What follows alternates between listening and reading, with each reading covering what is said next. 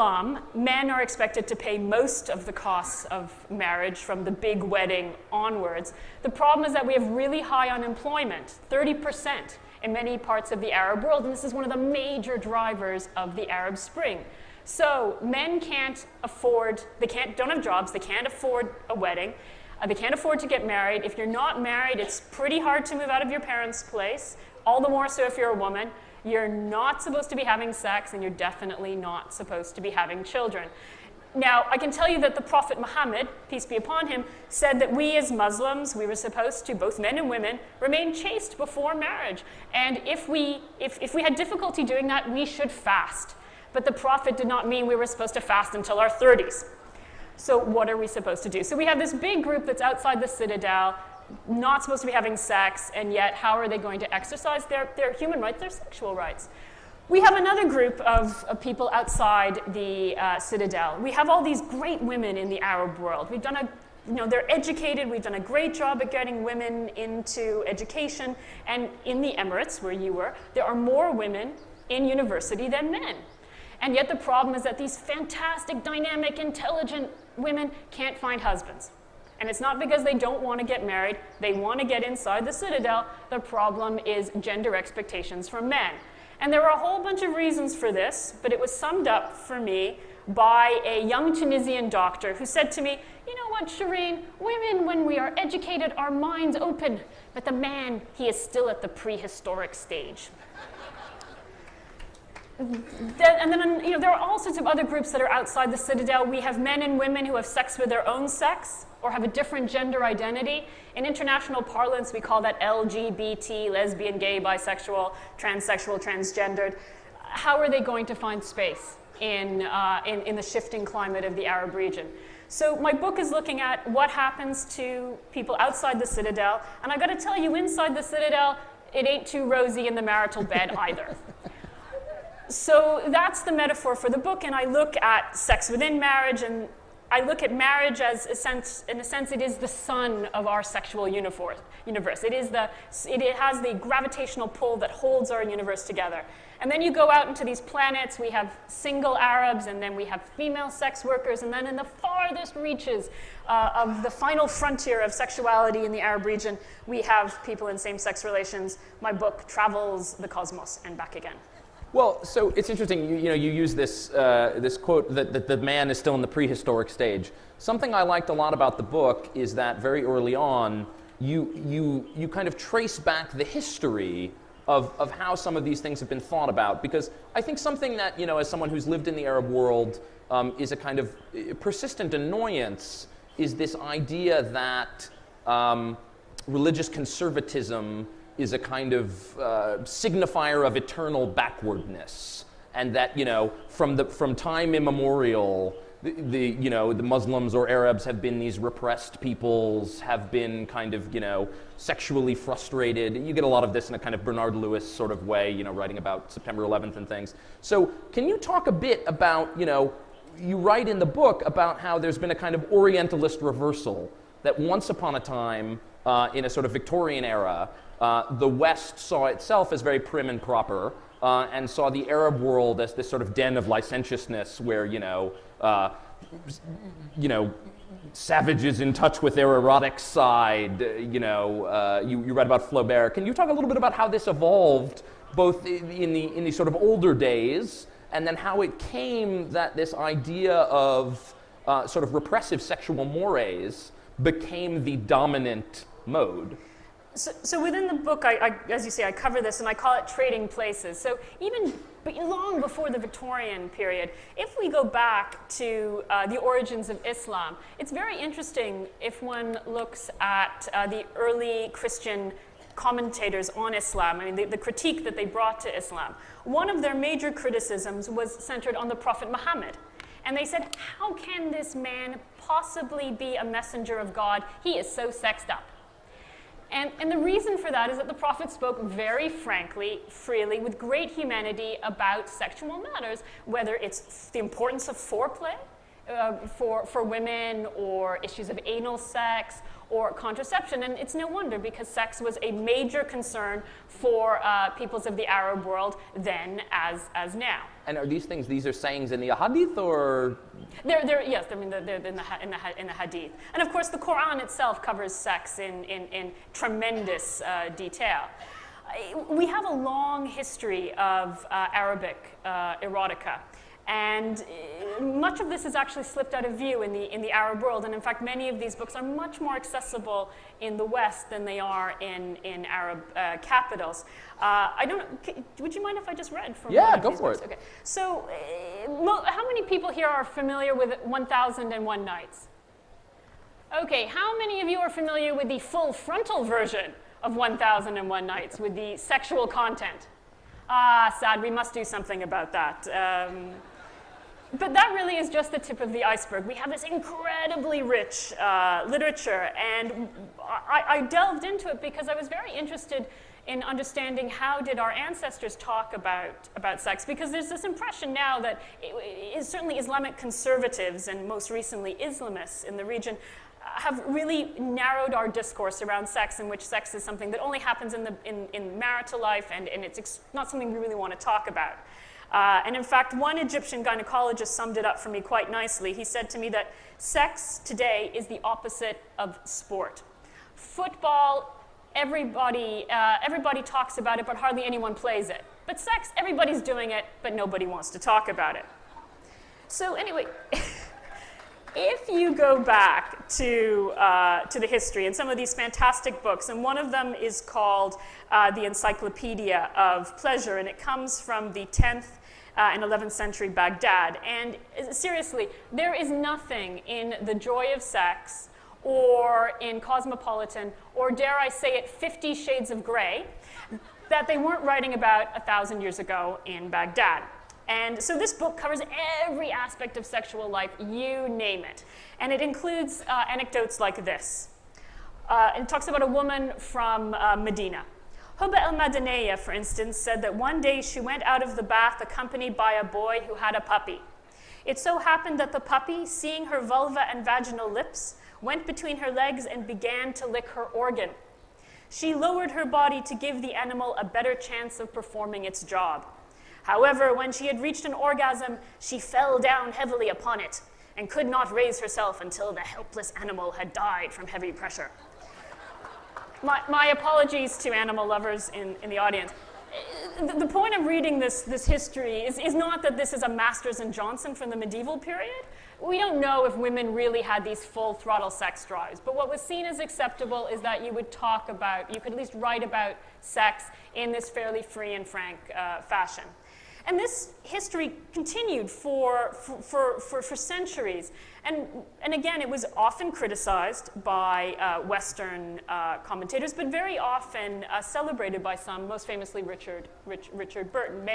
Many people who came from a straight-laced West looked with admiration to what they perceived as the relative sexual license of the Arab world. What you see more recently, however, I mean, certainly with the dawn of colonialism, with colonial occupation in the Arab region, many countries in the Arab world, we see a sort of closing down. This sort of erotica disappears. And you find academics, intellectuals in the Arab world starting to ask questions about how did we lose the plot, basically? How did we fall under Western subjugation?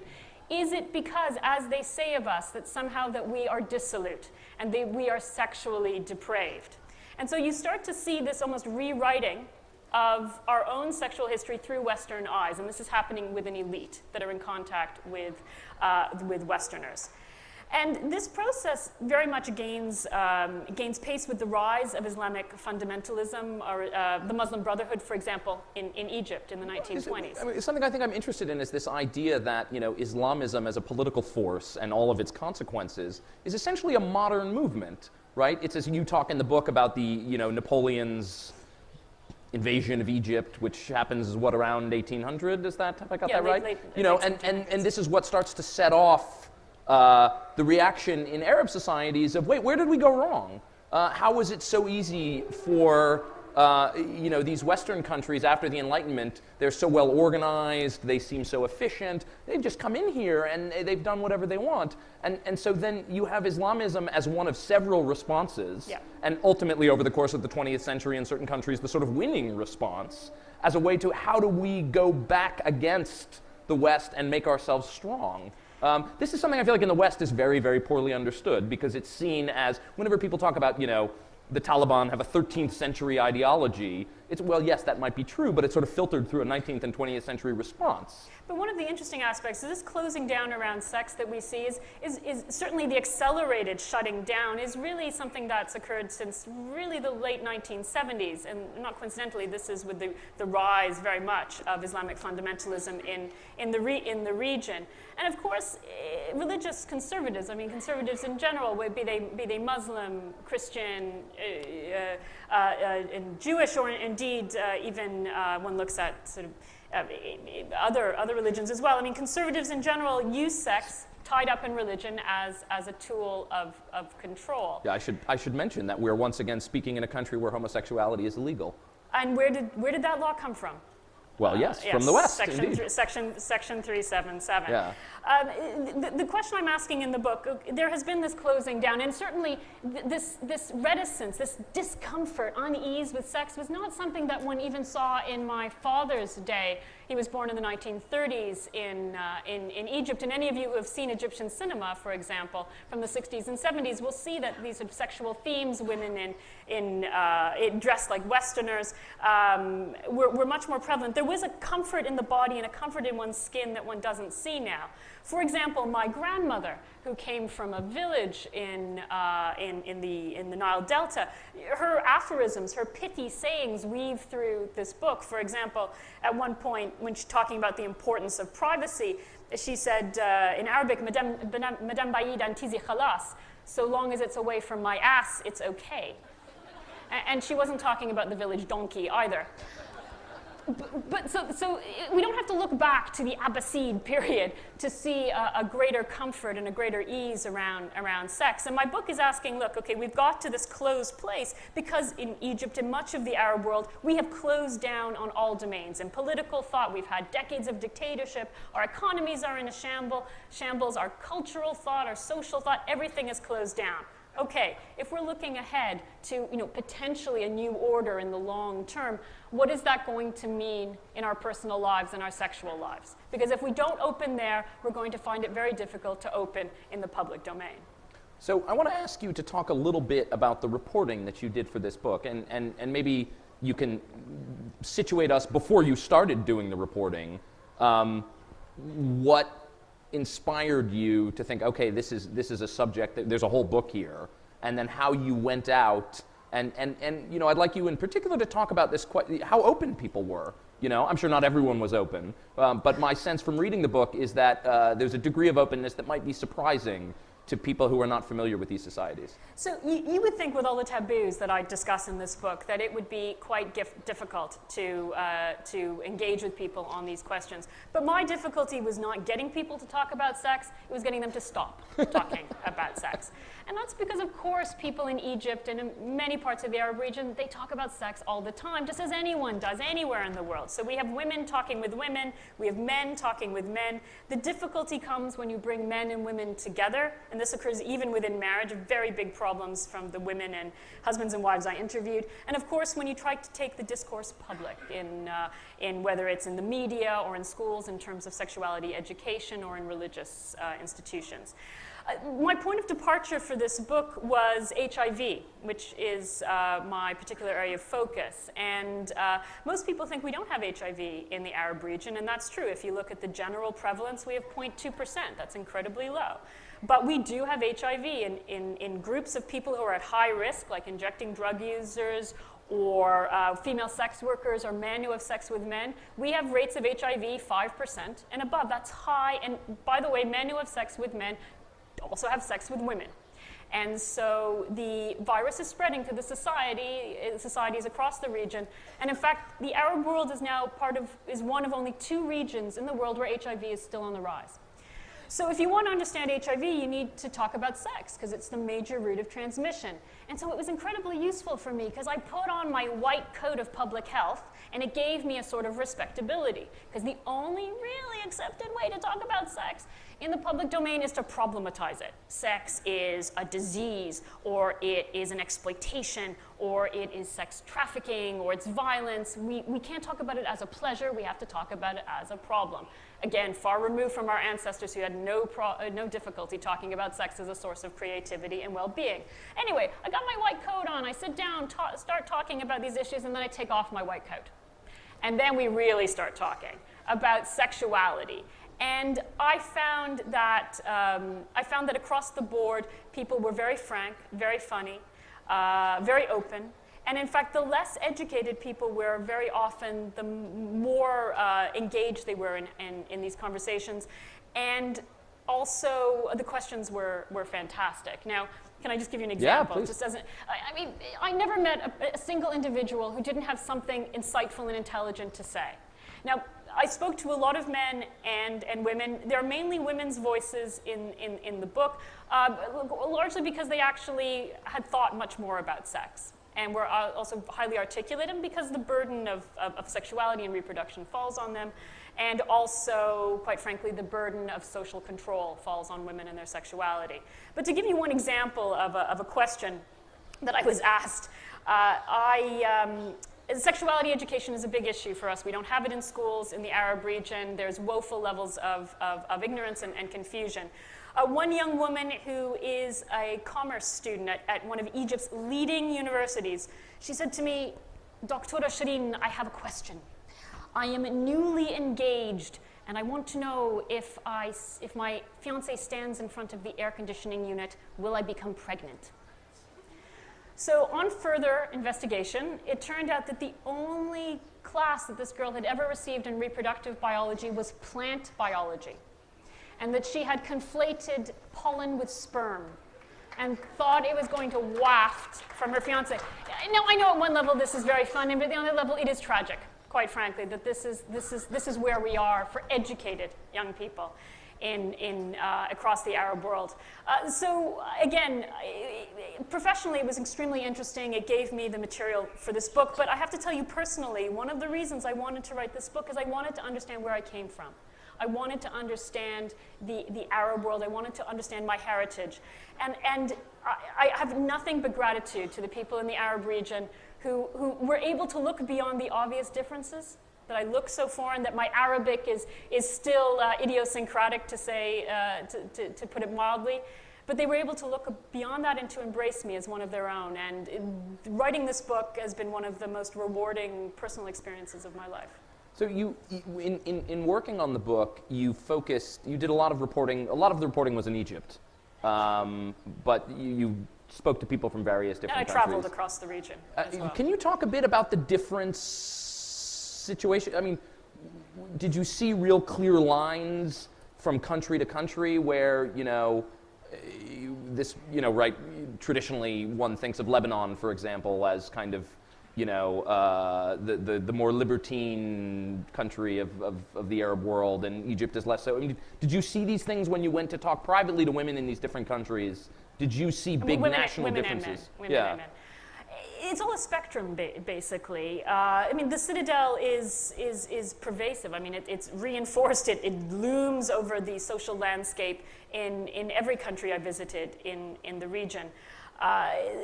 One of the key features of, generally speaking, of life in the Arab world, but certainly sexual life, is the gap between appearance and reality. What people say, and what people are actually doing. And I found that could take different shapes in different countries. So you're talking about Lebanon, for example. So if you're on the streets of Beirut, for example, in center Beirut, you see women in some of the shortest skirts that side of the Bosporus I've ever seen, in these stilettos, makeup. They look like women you might see in a Western capital. And yet when you look at what research tells us about sexual life in Lebanon, for example, you find that married women are just as trammeled, just as unable to express their sexual desires in marriage, that female virginity is still as important, that homosexuality is considered to be unacceptable, taboo in most circumstances. Again, the gap between the appearance of being very liberal and the reality of being still conservative. If one goes to Saudi Arabia, again, the surface appears to be highly conservative. Everything that's outside of Sharia is not permitted, and yet, of course, you go beneath the surface and everything's going on. Again, the gap between appearance and reality. Where I did see big differences are where civil society groups are tackling some of these taboos. And that largely depends on where is the space for civil society, where is the relative space for media discussion of these issues. We're not talking about liberal democracies anywhere in the Arab region. And yet in Morocco, for example, I met some fantastic groups that are working on trying to find space for unwed mothers. Again, if you're not supposed to be having sex and not supposed to be having children, and abortion is quite difficult to procure in many Arab countries because it's highly restricted, the upshot is girls having children outside of marriage. And if you go to Egypt, you find our orphanages are filled to the brim with these kids. There are groups in Morocco that are trying to figure out a way how to keep women with their kids, reunite them with their families, get them jobs, find them somewhere to live. This is amazing. And again, these projects are very small, yet they are making a difference. And so in a place like Morocco, I did see more openness to try and tackle some of the taboos. But again, it's that spectrum of exclusion from the Citadel. So I'm going to read something here, very brief, a sentence or two. This is in the introduction of the book. You say, in his reflections on the history of the West, the French philosopher Michel Foucault described sexuality as, quote, an especially dense transfer point for relations of power between men and women, young people and old people, parents and offspring, teachers and students, priests and laity, and administration and a population. And then we turn to your voice. The same is true in the Arab world. If you really want to know a people, start by looking inside their bedrooms. So I want to ask you, this sentence from Foucault struck me actually as pointing the direction to this is not one way to understand what's happening in these places. It might actually be the best way to understand what's happening. Can you talk a little bit about how sex and sexuality unlock, in a way, an understanding of what's happening in a given society and the way that these places are changing? Or not changing, right. as the case may be. I found, for example, that looking at sex and the relative power of women within marriage to sort of negotiate sexual pleasure, quite frankly, was also was interestingly influenced by economics and their ability to be able to exert freedom in other domains, not just in the bedroom, but outside as well. You began to see the influence of politics, certainly, and also, for example, in many parts in Egypt, for example, we have some quite unequal laws, not just around sex, but other domains as well, and they began to play into the bedroom as well. But I began to see also, for example, in the economic context, just the limitations of women's empowerment. So if I can give you one example, I interviewed a woman called Amani, and she was unusual. She was in her late 20s. She had a well-paying job, which is unusual because only 25% of women in Egypt are actually employed. And she wanted to get married. And so she brought a young man to meet her parents, and her parents refused. And so she resorted to something called an orphi marriage, which is like an unofficial marriage. She didn't tell her parents. She kept it quiet. And when I asked her, Manny, but you are of age, you have an income, why do you not just tell your parents, you know what, I'm going to get married anyway? And she said, interestingly, it has to do with the reputation of my family. It's not my reputation, it's the reputation of my father. What will people say? He is an important man in the mosque. What will they say if it is known that he has a disobedient daughter?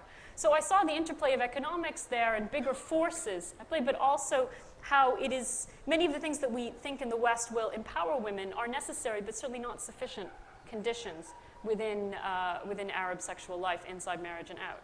So I want to ask you, though, you point out in the book, you say, I think, because of their essential differences in history, religion, and culture, the West is no guide to how change will play out in the Arab world. Development is a journey, not a race, and different societies take different paths. So you were talking a few minutes ago about these civil society groups.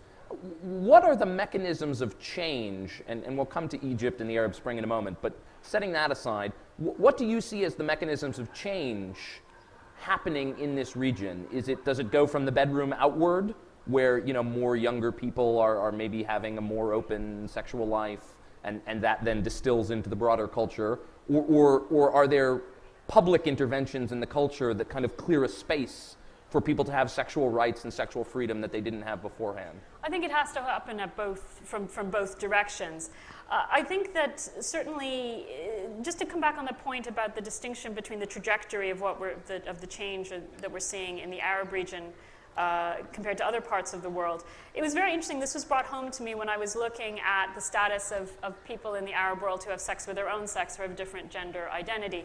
And we have a number of groups, very small, working across in many countries in the Arab region on LGBT support groups. And it was very interesting talking to these young people. They're mainly under 40, they're well educated, they're wired to the world, and they knew the history of the gay rights movement chapter and verse. They talk about Stonewall. In the West. Yeah, absolutely. Yeah. And they could tell you with great precision why they didn't think that definitely was not going to work in the Arab region. And it wasn't just because of the entrenched homophobia. It was because they said, look, what is the point of trying to secure rights for a minority when the vast majority of people, we don't have these rights? Even if they're in our constitutions, our shiny new constitutions, or in our laws, they simply don't exist in practice, particularly for women.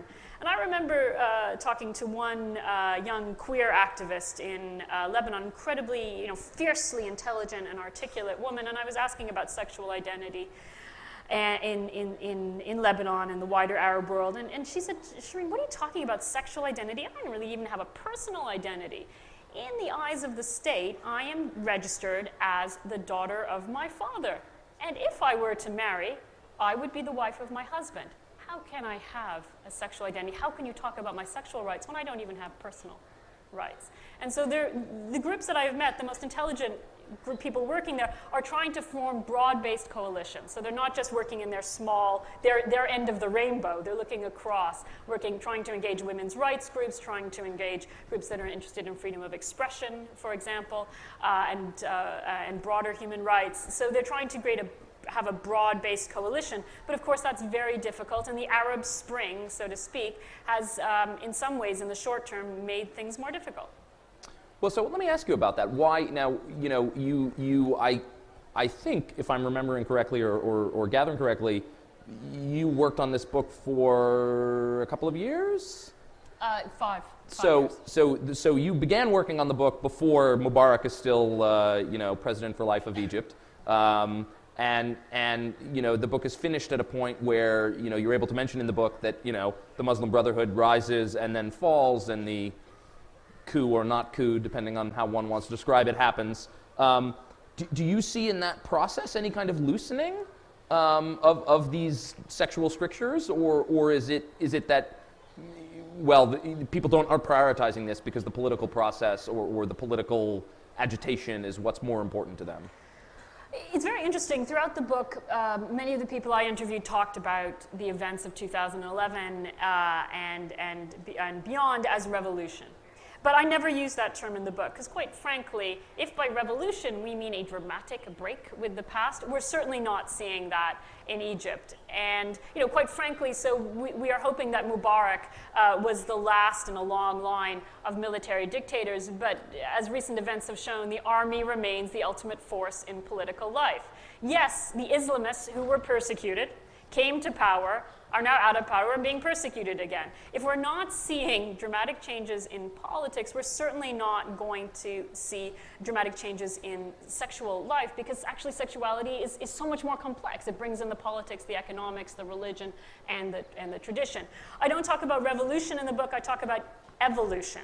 And that's how you get change in the Arab region, not through these dramatic confrontations, but through sort of a slow process of negotiation.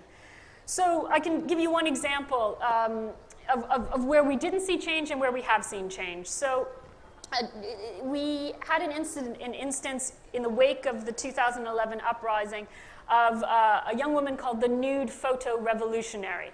She posted naked pictures of herself on her blog.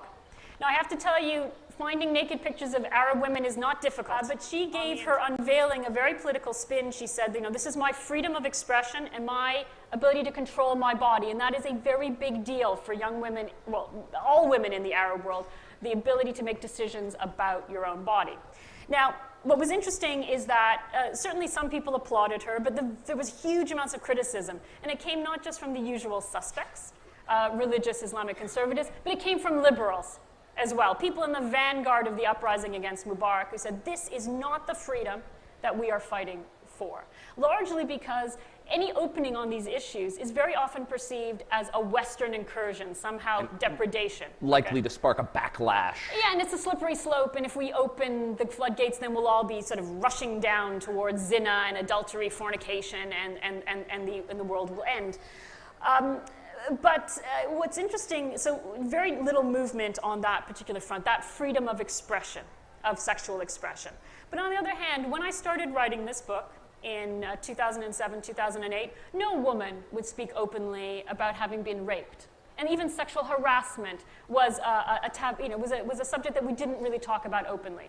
You fast forward to the present day, and certainly after some really traumatic organized rapes we saw in Tahrir Square last year, you find some women, not all women, but some women speaking up. We find civil society groups organizing to try to empower women, try to give them the ability to protect themselves against sexual assault, and also potentially to take cases against assailants. But what's most interesting is that it's not just women supporting women. You now find young men standing alongside, and that is a point of progress. Well, yeah, I'm very interested in your thoughts, and I know at the end of the book you try to sort of sum things up to a degree. What are the mechanisms for change going to be? And I know it's a funny thing because it seems like because these are such contentious issues and because these are to borrow from Foucault again, these sort of levers of power and for conservatives of all stripes or religious conservatives, these are excellent opportunities to sound an alarm, right? You can get people into the streets with the idea that, the Westerners are coming and your daughters are going to be loose and, we're all going to hell now. There's going to be a push-pull, obviously. But how do you see, 10 years from now, this sort of fitful evolution proceeding? I think we're talking about a generation, basically, of over a generation, possibly seeing change in some development in some areas. And quite frankly, it's like asking the question, well, how do we solve Egypt's problems? Well, if I knew that, I might be running against future President Sisi in the elections. There are a number of issues, elements, if we're looking specifically at Egypt, that will need change. Certainly law is, as I said, a necessary but not sufficient condition. Interestingly, Egypt has actually some quite progressive laws when it comes to gender and sexuality. For example, we, since 2008, have had a law which criminalizes female genital mutilation. And yet, 80% of 15 to 17-year-old girls in Egypt have been circumcised. And so the question is that it's not enough to have these laws. We have to have a government that people feel that is making laws for them. Because under the old system, laws were for the elite, not for the man in the street. The laws were not made to be followed. They were made to be broken. So changing that culture of law and accountability doesn't seem to be on the cards at the moment if one looks at the present political situation in Egypt. The economics are a shambles in Egypt, and that needs to change, not just to give women more empowerment so they can have more leverage within marriage and out, as constrained as that may be, but the fact that we know from evidence of studying men around the world that when you put men under pressure, particularly under economic pressure, men behave badly. And the next people down the line in the patriarchy they behave badly to are women. So if we want to deal with a lot of these issues of domestic violence, for example, sexual harassment on the streets, the economics is going to be key. And that, again, is very, very difficult to change. Education, absolutely vital. And I'm not just talking about sexuality education, so that poor commerce student is not afraid of the air conditioner and is just using the ceiling fan. But education not just in the classroom, but in the living room. And key to this is how mothers are raising their sons. So if you raise your boys to think that they are better, more important than your daughters, if your girls have to serve your boys, if your boys can wander widely in the streets, they can go out, see the world, but your girls have to stay at home because of their hymens, we are afraid that they might break their hymens, let's say by bicycling, and therefore they will not be virgins on their wedding night. Catastrophe.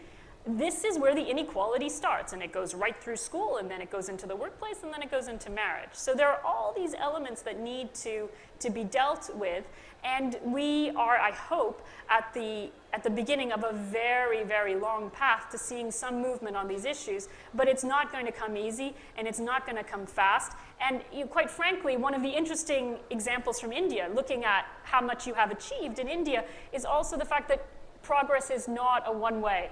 You can go back. You can be pushed back. And that is a very salutary lesson for us in Egypt. I want to ask you, the young women who you spoke to, I mean, you talked about this idea that, we have this citadel and there are increasing numbers of people who are outside it. What are the sort of negotiation strategies that people use? Is it, do they sit down their parents and whether this is people who are having sexual relations outside of marriage or people who are in same-sex relationships? Is it subterfuge? What are people doing to kind of negotiate their relationship with the citadel?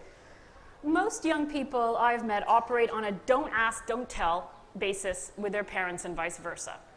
There is sort of a very big gap in discussing these issues in families.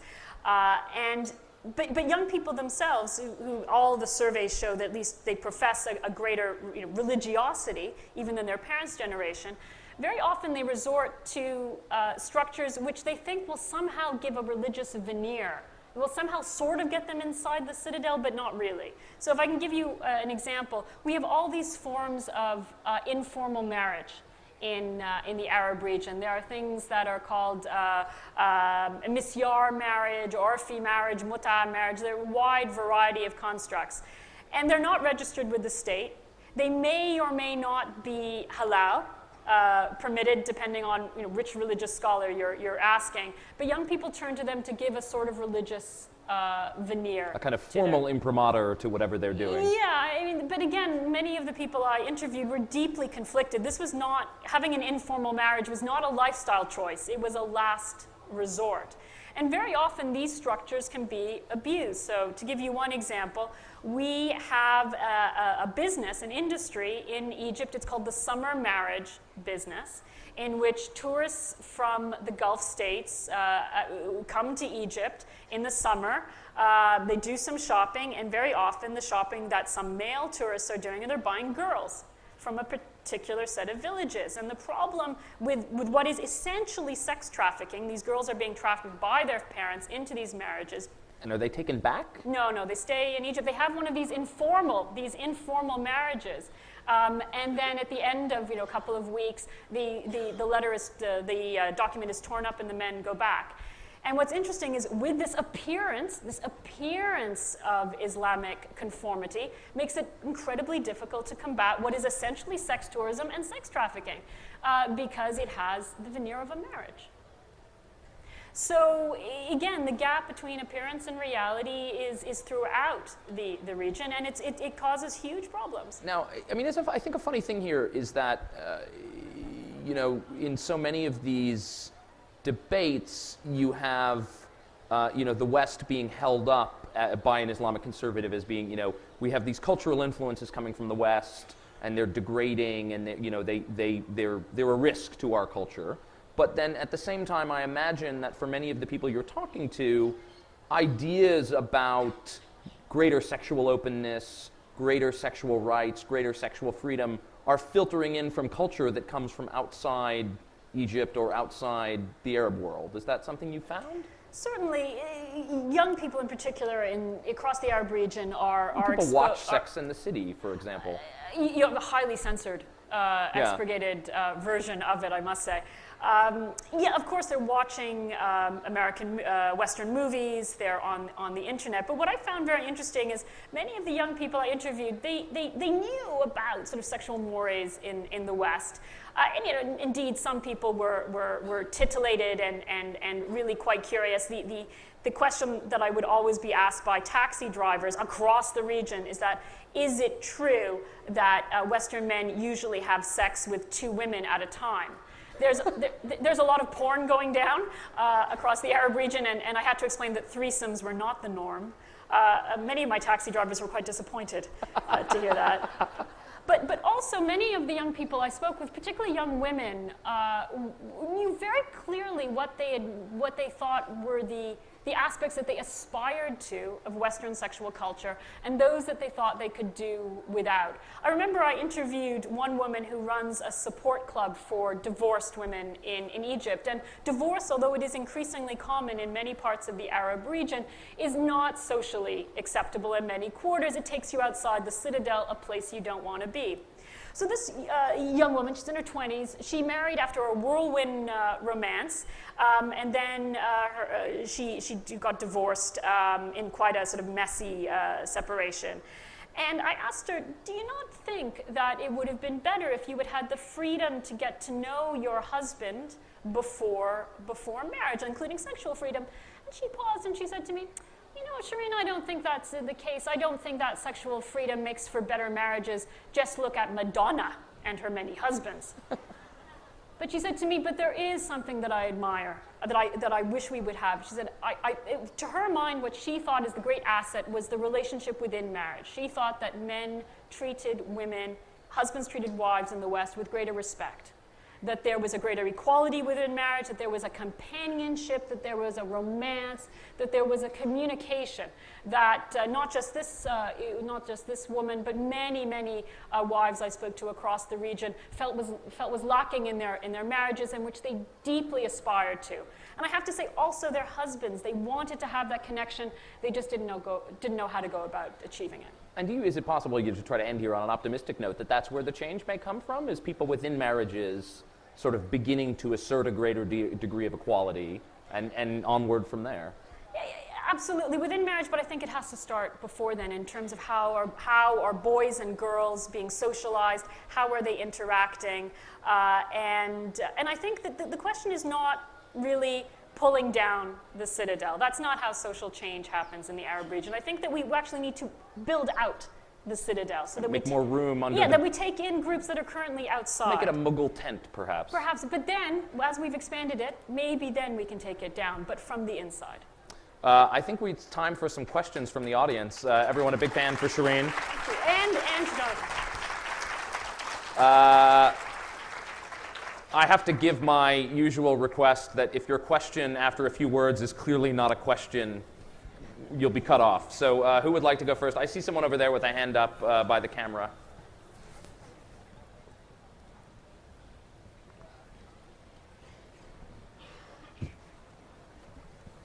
Well, thank you for your talk. Really interesting. My question has to do with the connections between social class, technology, and policing, which you kind of touched a little bit on throughout your talk today. You talked about the use of the internet and how that's very useful for same-sex couples to try to meet up, whether it's on Facebook or a series of text messages that might be sent as to where to meet up. So I wonder, in what sense does certain types of freedom within same-sex relationships come attached to a certain social class, the ability to use technology, to be transnational in some senses, to be educated to whatever ends that means? And also, in what sense also do these parties have to be afraid of policing, raids, and things like that? Right. Okay, so who are you? Megan. Great, and where are you from? U.S. from Columbia University in New York City. Thank you. So, do you want to do one question? Yeah, let's do one question at a time. Okay. We'll take about 5 questions. So again, it's different for men. It's different for men and for women. So if one looking across social classes, in Cairo, for example, men have much more ambit than women. So even if poor men don't have access to the internet, they can go out to the ahwa, to the cafe. They can go on the street. They can meet other men.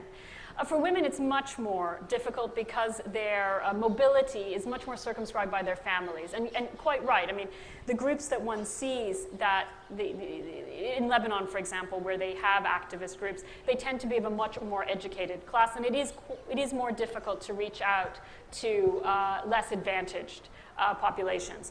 It is certainly true that, as with any aspect of sexuality, that the internet has both benefit but also a downside. And certainly we have seen in Egypt, for example, that there have been internet entrapment of police who, certainly under the Mubarak regime, posed as gay men, met up on Gay Romeo or Man Jam, which are very well-known networking sites for gay men, and then arrested these men. So it's not without risk. But I have to tell you, the risk is not just the state. I know a number of young men and women who were inadvertently outed to their parents because they forgot to put the screensaver on their laptop, and their parents walked in and found their Facebook profile. So there are definitely limits to the technology, but and you can't escape. I mean, you can't escape. There's nowhere to hide from the authoritarian system at the end of the day. But you do raise a very good point. All the groups I talk about who are trying to push to find space, they're still only reaching a tip of the iceberg in terms of people who are, crossing the heterosexual line. The gentleman with the striped sweater over there. No, you're looking at me. There you go. Maybe it's not a sweater. He's standing right behind the cameraman. We're getting very You've got a beard, you're wearing prescriptive, glasses.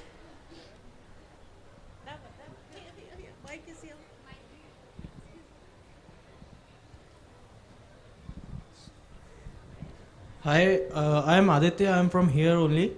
Yeah, my question to you is, how can we change the caption of sex from taboo to just a natural thing?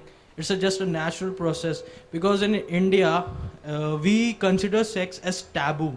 We can't speak to our parents about this, or we can't speak it anyway. It's not considered a social thing. A very good question, Shireen. I can say as an American, I don't talk about sex with my parents. Needless to say, I'll let you field that. Again, I think the space we carve, unfortunately, is talking about sex as a problem, basically. That becomes the more acceptable way to talk about sex, to at least open up some space to start broaching the subject. So, social problem, a medical problem, any kind of problem. All of the above, a scandal, a tragedy, a problem. So I can tell you, as I said, in Egypt, for example, that you now find mothers and daughters talking about sexual violence, all right, sexual harassment, which is more about power than it is about sex, but it is at least opening up a little bit of space. Again, the real challenge, of course, is moving beyond the problem to the pleasure. And that is a much more difficult process. And I'd love to brainstorm with many of you in the audience to see your personal experience. Has anyone here actually been able to take that leap? This gentleman down here has the microphone already. Go ahead. How you see all these words? Sex, love, marriage, and religion. Say again? Sex, love, marriage, and religion. What about them? How you relate these all 4 words? Okay, I suggest you go and buy my book. And it is really good. And then I'll give you my website, and I'd love to hear from you. I'm on Facebook, please. We can continue this conversation. Rupa. So I'm just going to seem like I'm playing favorites because I know your name, but you're right in the front row.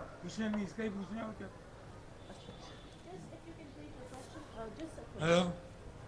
Will you kindly tell us the significance of circumcision in certain, which is customary in certain communities around the world? Very good.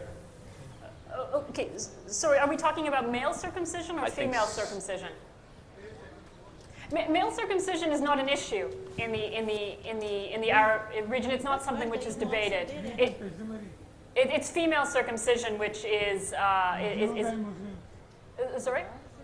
Yeah. I mean, it's commonly practiced. One sees it even among Christian communities in Egypt, for example. And it's not a subject of debate. There have been some issues raised by famous feminists like Nawal el-Saadawi, but generally speaking, there's no social discussion about it. It's such an entrenched part of culture. Of course, female circumcision is also an entrenched part of culture in Egypt, and yet we do have a lively debate around that. I think we Sir, I'm sorry, really, you can speak to her afterward if you like, but really, we've got a whole tent full of people here. You in the back there with the scarf and the microphone? Yeah, hello. Thank you. I'm Blair, I'm from the UK. Thanks so much, Shireen. Very, very interesting. We heard a lot about female voices. Could you tell us a bit more about men's voices in Egypt? Young men, how are they feeling? How are married men feeling about this idea of sexual rights for women? And are they speaking out in favor of them and really helping women push this agenda forward? What men want is an unknown issue in the Arab world and indeed in many parts of the world. Again, it is a function of the fact that we frame sex as I said, a problem, a disaster, a tragedy, exploitation basically, and women are framed as victims and men are seen as perpetrators, and men are seen as part of the problem, not part of the solution. So actually, most of the things we do know about sexual life, the small glimpse we have across the Arab region tends to be focused on women. We just don't know a lot about men, their intimate lives inside the bedroom and out. And this is actually the subject of my ongoing research now, trying to really understand men as husbands and sons and brothers and indeed lovers as well in many parts of the Arab region. I have to tell you that the young men I spoke to, and again this is anecdotal, really, one of them summed it up quite nicely for me. He said, you know, to be a man in our society is a privilege, but it's also a huge pressure. It is. And we need to keep this in mind, that in a patriarchy, unless you are at the very top of the pyramid, it's not great for anyone. It's not great for women, but it's also not great for men. And there are huge political, economic, and social pressures on them. And so the young men in particular, they wanted to get married. They found it very difficult, frustrated to get a job, couldn't get a job. I mean, we have the tragic example of Mohamed Bouazizi in Tunisia, who was so frustrated that he set himself on fire and catalyzed uprisings across the region. Men can't get married, they have to wait, and they're frustrated across the board. They don't feel that they are real men. They can't move out of their parents' place in general, and you know, quite frankly, they have difficulty getting laid. And a number of them talked about this. They said, you know, I want to have experience before marriage. One of them said to me, to have to ask my friend how to unbuckle a bra, this is embarrassing. Yet, what was interesting is that these young men, when I asked this very young man about, he was eager to get some sort of sexual experience on his resume, what about his wife, who is Egyptian? He said, oh no, of course she has to be a virgin. So again, I found men were very conflicted, and one of the real issues for men is, you know, quite frankly, performance. So we have a long history of writing in this Arabic erotica I was talking about, endless chapters about impotence and how to improve male performance. And this continues to this day. So a very common wedding present in Egypt for newlyweds, Viagra. And I have to tell you, Viagra operates as an alternative currency in Egypt, because if you want to get some paperwork done, much better to hand over a couple of pills of Viagra than to be brandishing some Egyptian pounds. Many of the married men I spoke with were unhappy with their sexual lives. I mean, as I said, it was not just inside the bedroom, it was outside the bedroom as well. They felt they couldn't talk to their wives, they wanted to, they didn't know how to go about doing it. And yet they were deeply conflicted. So that, for example, I have an episode in the book in which my female friends asked me, you know, Shireen, we need to spice up our love lives, what can we do? So I brought them some sex toys. It was very interesting that some of them who tried this, tried to show some spark in the bedroom. I even brought some incredibly dull, open university-style sexual instruction videos. So unarousing. in any case, many of the husbands who had complained that their wives were too passive, and yet when these same wives showed some spark in the bedroom, their husband said it was shameful. So there's a sense that there's sort of a desire for greater openness, but there's a threat from this greater openness. And this is, of course, so much, it's very interesting, within the long history of Islam, women are not conceived as being sexually passive beings. They're actually conceived of having much stronger sexual drives than men. And therefore, their sexuality needs to be controlled, or all hell will break loose. We will have fitna. Hi. All right. When we're done here, come up to the front. Sure. I'm interested in knowing why is it that in these tumultuous times, why aren't the moderate sects of Islam like Sufism, why aren't they gaining traction in these countries where the Arab Spring has been prevalent? And do you think that the civil society groups that you were talking about, do you think that using Sufism and moderate sects like these, moderate sects of Islam, do you think that would be an effective way of propagating their ideology of, ensuring equality between men and women?